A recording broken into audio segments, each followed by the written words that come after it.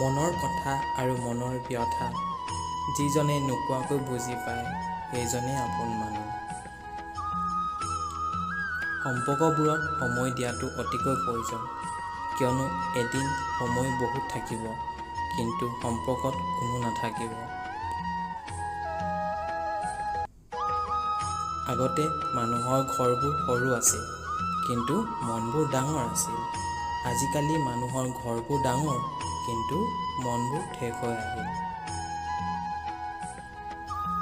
মানুহে গোটেই জীৱন আপোনাৰ বদনাম গায়, মাথো মৃত্যুৰ দিনা ক'ব, মানুহজন কিন্তু ভাল আছিল।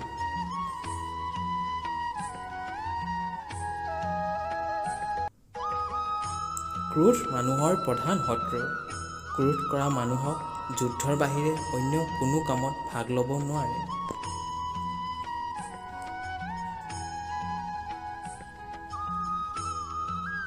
ডাঙৰ আৰু যথেষ্ট সংখ্যক ভুলৰ মাজেদি নহাকৈ কোনো মানুহে মহান তথা সফল হ'ব নোৱাৰে।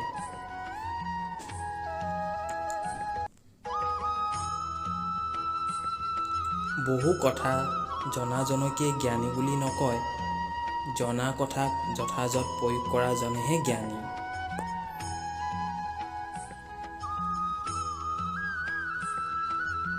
সপোন এইটো নহয় যিটো টোপনি যোৱাৰ পিছত আহে, সপোন এইটোহে যি তোমাক টোপনি যাবলৈ নিদিয়ে।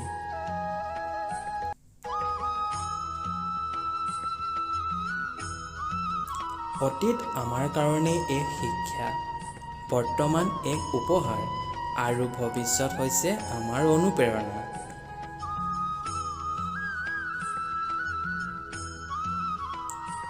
অৰ্থ আৰু স্বাৰ্থ দুয়োটা বহুত ভয়ানক।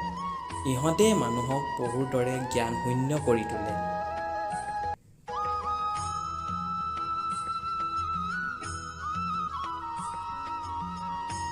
সম্পৰ্ক হ'ল মুকুতাৰ দৰে, যত্ন দুয়োপক্ষৰ পৰা হ'লেহে ইয়াৰ উজ্জ্বলতা বাঢ়ে।